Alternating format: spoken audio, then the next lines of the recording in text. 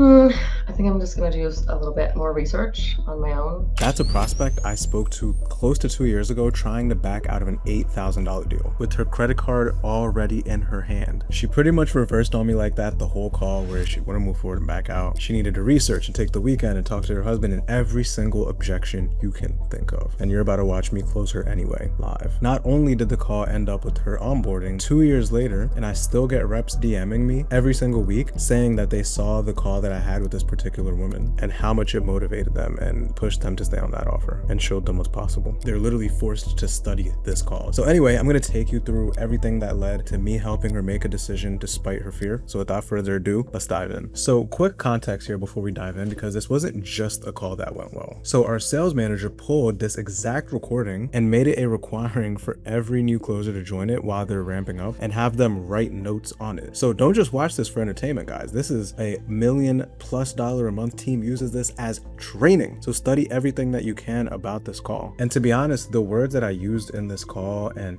the energy that I had, it wouldn't work with a lot of closers. And if you stick to the end, you're going to see exactly what the difference between me saying this and someone else saying this is. So there's a couple fundamental things that you need to believe, right? Number one is the moment you start taking a prospect's pushback personally, you are selling from a place of fear rather than certainty, and they can feel that immediately. And the thing is, it goes deeper than that. You can't handle an objection that you believe. So when she says $8,000 is a lot of money, and there's a part of you that partially agrees that 8 grand is a lot of money, that leaks into your tone and your pacing and the way that you're showing up trying to objection handle her, because you're not doing it from a place of I agree. In fact, you're doing it from a place of hypocrisy, and no script is going to save you from that. I'll give you an example. Okay, when I first started closing, I used to genuinely believe that it's a valid thing to want to go and think about it, because that's how I used to make decisions. I used to delay decisions and hide behind thinking about it. I wasn't thinking about shit. I was delaying discomfort, or I need to run my numbers. There's no fucking numbers to run. It's either you do it or you don't do it. And so when I would get this objection and I would try to handle it, the prospects would say things like, oh, I feel so pressured. And I would honestly agree that I was pressuring them, because I wasn't coming at this from a place of this mindset of I need to think about it isn't serving you. So let me help you make the decision that does serve you. And again, they could feel that. So until I stopped believing that objection, until I got out of my own way, that's when my objection handling really started to stick. That's when people could really feel my intentions all the time, even to this day. When I handle objections, when I help someone overcome their own fear, one of the most common things that I hear in calls, I could tell that you have the right intentions in place and you're not just doing this for a sale. And they're right, whereas previously I was. And this kind of inner work, in addition to the tactical stuff, is exactly what I do with my one-on-one coaching students. Rebuilding what you believe about the sale before you ever say word. In fact, inner game and health is the first part of my program, because without that, nothing that you learn from me is going to stick. So if you're taking calls right now and your close rate isn't matching the quality of your conversations, hit the link in the description to have a call with either me or my team so that we could be able to get you to those 15 to 20K months. Let's keep going though. Now, before you can handle any kind of objection, the very first thing is you have to diagnose what are you actually dealing with first. Every single objection that you hear in a call falls under 2 buckets. Either A, I actually want to do this, but I have a genuine concern, or I don't want to do this and I'm just saying anything to be able to get you off the call. Now, if you don't do the discovery right, if you don't build urgency, if you don't challenge them properly in the discovery, a lot of what you're going to get is the second kind. And nothing I say here is going to work anyway, which is another big part of what I help my coaching clients work on, is how can you prevent objections as much as possible, or be able to have the conversation that puts you in the best possible place to handle them. With that said, what we're going to be talking about is number one. So when you try to overcome an exit objection, you create pressure instead of progress, and then that's where the you are being so pushy shit comes from. The problem is fear and disinterest. They look so similar if you don't know what you're looking for, if you don't know what you're listening for. So you have to know the tells. Sorry. Where would you travel to?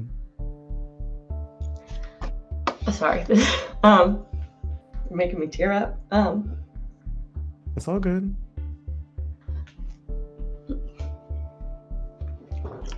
Sorry. Now, on this particular call that we're looking at, what told me that her resistance was real is how much closer she was inching towards moving forward with every second that went by. You see, a prospect who actually wants to do this isn't going to negotiate with you, right? So you can listen to the language and what they say, right? Something like, can I think about it versus I'm going to think about it. They're asking you, which means that you have authority. Or how can we do this on Sunday? How can we reconnect? They're almost asking you for permission to object. And don't get me wrong, like I've closed people who sounded very certain in their objection and I just like got in the fucking ring with them. But it takes a lot of patience, a lot of skill to do. And to be honest, that's largely because of what I did not do earlier in the discovery anyway. And I was like overcompensating for it on the back end. So I don't suggest that anyway. Now, knowing what I know now, I don't think I challenged this woman hard enough in the discovery. In hindsight, I kind of opened myself up for this objection because I damn near gave her therapy in the call and I didn't challenge her on her previous inaction. You see, the bulk of this sale needed to happen long before she ever heard a price. And when you watch the full recording, you'll catch the spots where I could have challenged her, but I didn't. And every reversal was pretty much me overcompensating for my lack of discovery earlier on. It was still good enough, obviously, for me to be able to help her and get her over the line. And for this call to be the fucking standard in an 8-figure-a-year company. You know, I honestly think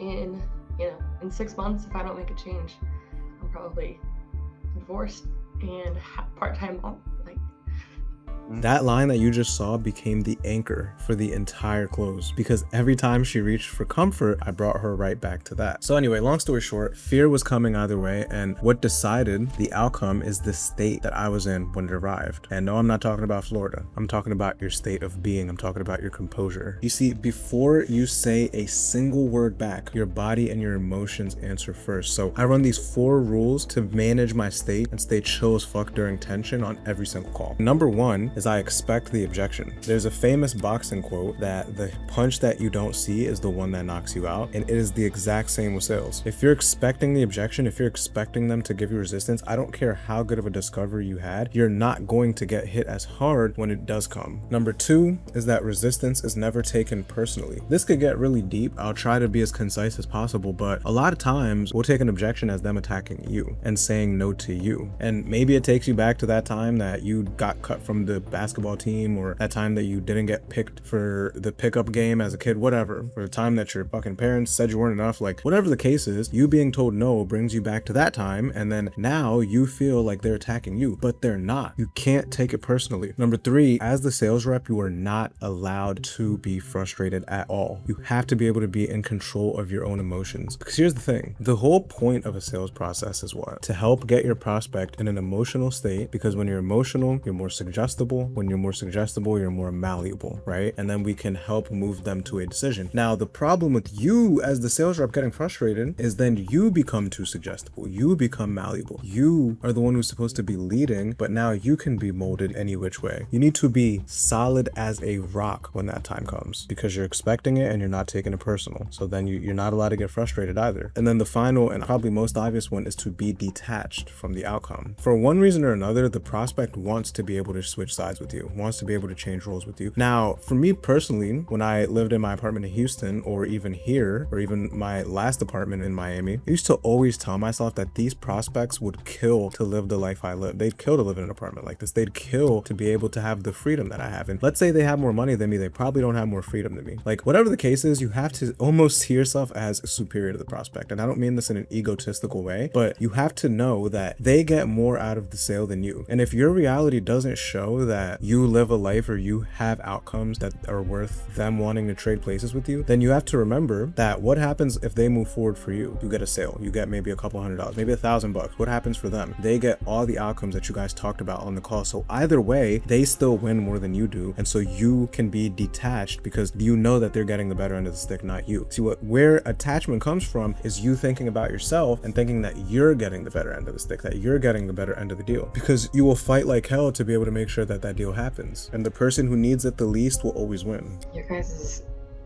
payment stuff is really sketchy. It's just the confirmation. No, but it is really sketchy.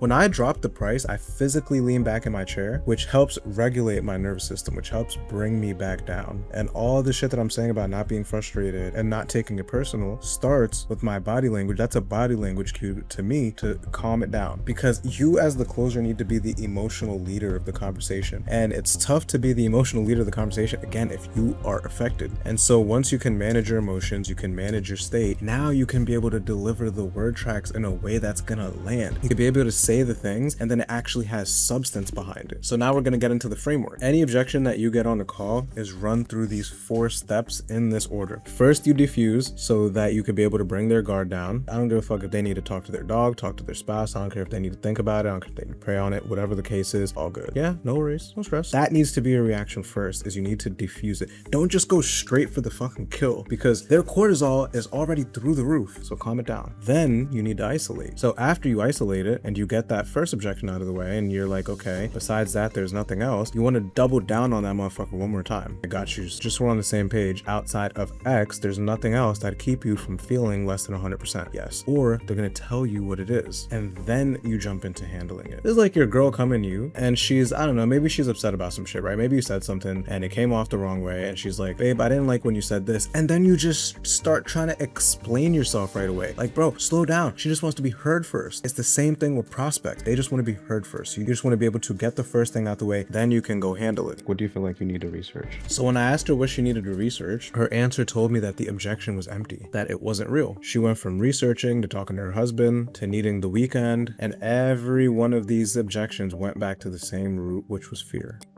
It's not me versus you, right? It's me and you versus the person that you're trying to get away from.